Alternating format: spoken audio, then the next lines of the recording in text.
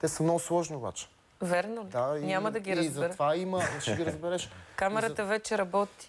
Така че трябва да кажем добър ден на зрителите на Нова и добър ден и на слушателите на Дарик Радио, да обясним в какъв казус сме. Полицая го няма. За сметка на това си имаме двама гости. Полицая не дойде. Не знам защо. Според вас защо не дойде?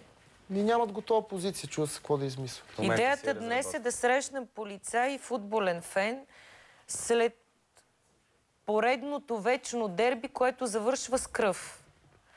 Обаче шефа на полицейския синдикат към момента е с изключен телефон и не спази уговорката си да дойде при нас. Затова Антон Калчев, председател на клуба на привържениците на Левски, София Запад, беше така любезен да доведе със себе си Димитър Костадинов, обикновен фен. Ултрас ли си? Не. Ултрас ли си? Просто обикновен привърженик на Левски. Пострадал в неделя? Пострадал и жертва на полицейски произвол. Къде? И смея да твърда и потъпкване на човешки права, защото полицията просто се разхождаше върху мене и ме налагаше с палка по главата. Чак, сега имаме един час спокойно. Сега ще опитаме от полицейския синдикат да ни намерят алтернативен. Вижте, само това искам да кажа още преди да е дошъл. Значи ние нямаме нищо против полицията като цяло, най-малкото срещу синдиката на полицаите. Значи ние говорим тук за група хора, които дойдоха като развързани и ни пребиха. Почваме от начало. Ти къде имаш синини? Гледам те свеж изглеждаш. Вече мина достатъчно време. Имам синини по гърба, но не желая да ги показвам. Имам 15 медицински свидетелства. Ако те помоля да ги покажеш? Специално аз трябва да ви кажа, че се измъкнах така сравнително леко. Хем имаш свидетелства медицински. Аз лично не съм ходил да си вадя, но имаме медицински свидетелства на пострадали поне 15 човека. Човек, говори за себе си. Говоря за себе си. Казваш, че гърбът ти е син, хем викаш, няма да показвам, защото май ми се размина леко. Аз не съм дошъл тук да плача и да се оплаквам, че съм ял бой или че някой ме е бил. Аз говоря за човешки права, за отношение на полицията към невиновни хора, защото съда постанови, че съм невиновен по случая. И искам да попитам какво се случва, когато полицаите се държат по хулигански или дори башибожуски начин, бих казал. Между другото, аз наистина чаках да дойде представител на полицията, защото в няколко годишни доклада на Държавния департамент се казва, че полицаите в България имат един сериозен проблем. И той е свързан с прекомерната употреба на сила към арестанти.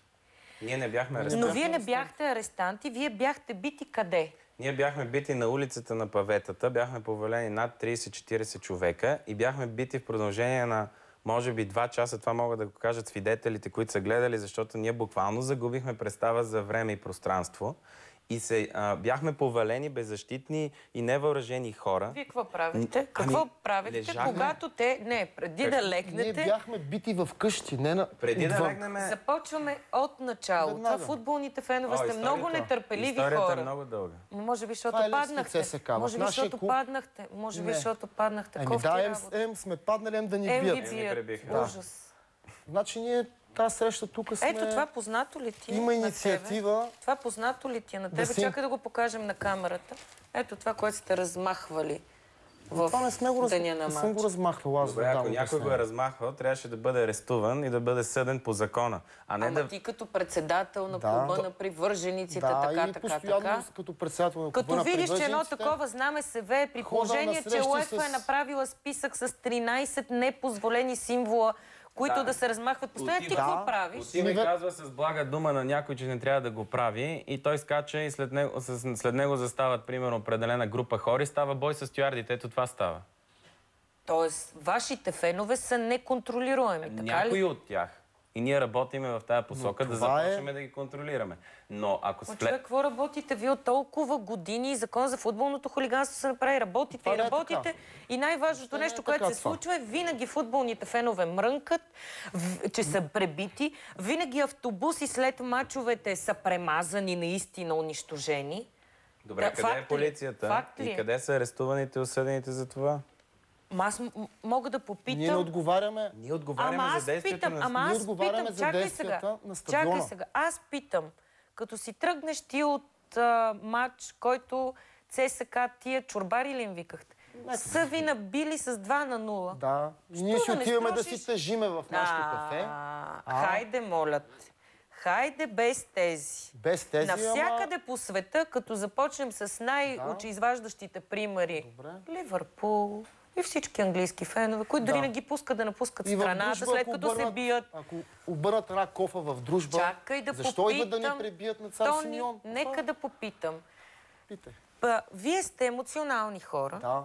Харесвате футбола много и настоявате вашия отбор да се справя по-добре, отколкото противникови. И да кажем, там имаше някакви скандали с едни трансфери, дето... това си наши вътрешни неща. Дето гледам сега и черни чак, че се обяснява. И вие нещастни от това, че ЦСКА, дето миналата година дори лиценза си загубиха, дето Томов ги направи на най-смешния клуб на света, дето вземат зверски пари футболистите, добре, а пък не ги... Че всичките ние, и ние двамата конкретно, сме тръгнали, сме чупили кофи и сме правили тъпоти, които са го правили някакви деца. Когато става въпрос за меле, като става въпрос за меле, в което участват всички. Добре, вие... няма меле. Аз гледах кадри в новините. Откъде? Гледах кадри от това, какво се случва на трибуните. Къде? Трибуните. Какво ще има трибуните с нашата частна собственост? 11 часа вечерта. Питам те, нормално ли е да се държат по този начин хора на стадиона? Не е нормално. Искаш да ти кажа защо се държат? Да, имаш една минута. Окей. Последните 2 години публиката на Левски, защото това е една доказана европейска публика, ние все пак ходим и в чужбина, знаем там как действа полицията, знаем тук как действа полицията. Ние работиме в една посока с полицията. Преди всеки матч се прави среща. Разбирате се, тия стюарди отговарят за това. Ние отговаряме за... не можеш да владееш 100% човек, който е дошъл да провокира, да не си го признаваш. Кой може да го владее? Това е един... Ама тогава носиш и ти отговорност. Аз се нося отговорността, но това е един дълъг процес, в който обаче никой не ни помага, не стига, че и карусите по улицата са толкова стари, хората не харесват градския транспорт, на всичкото отгоре след вечно дерби, дори няма и прозорци на автобус. Ама ние сега си говорим за различни неща. Не са различни неща. Не, различни са, ще ти обясня защо. Първо, ще ми обясниш обаче след рекламите по нова и подарик. Съгласен? Съгласен съм. Добре. Значи вие тук, ако решите Ама чакай, реклами.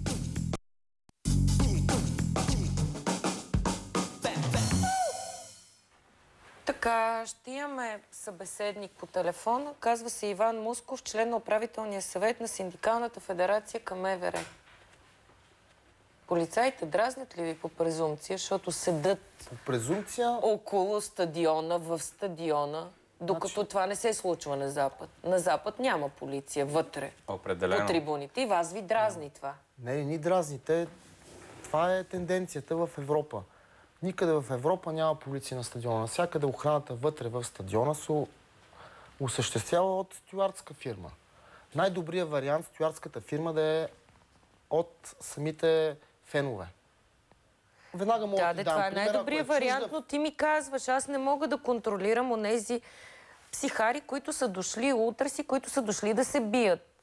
Мога да ги контролирам, защото 2 години, как 2 години съм ги контролирал?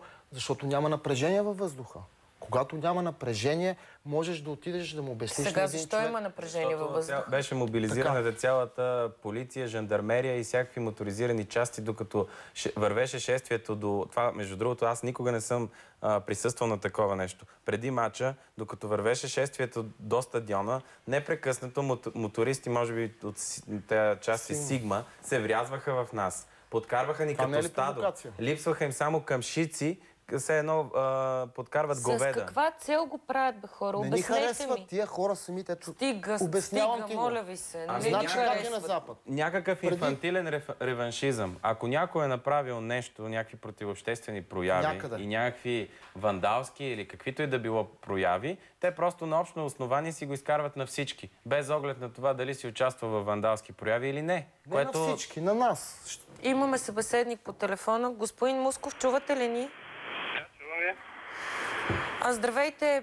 Първо да кажем, както на слушателите и зрителите, така и на двамата ми гости в студиото, че знаете, вчера и премиера подкрепи идеята и искането на синдиката към МВР за това да има не глоба, а затвор за посегателство срещу полицаи. Вие за ли сте? Бързичко. Определено за.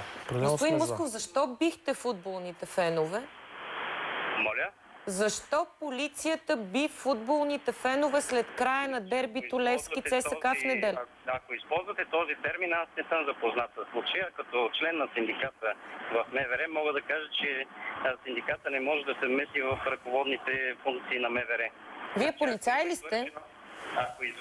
Да, полицай съм. Ако има извършено престъпление от служител на МВР, би следвало спрямо него да се извърши съответната проверка и наказателно преследване. Сега обаче същото казват и футболните запалянковци. Те казват, ако има сред нас хора, които провокират полицията и правят глупости, нека бъдат задържани, а не всички бити, включително изваждани от домовете си или от клубното кафене хора, в безпомощно състояние, смазани от бой.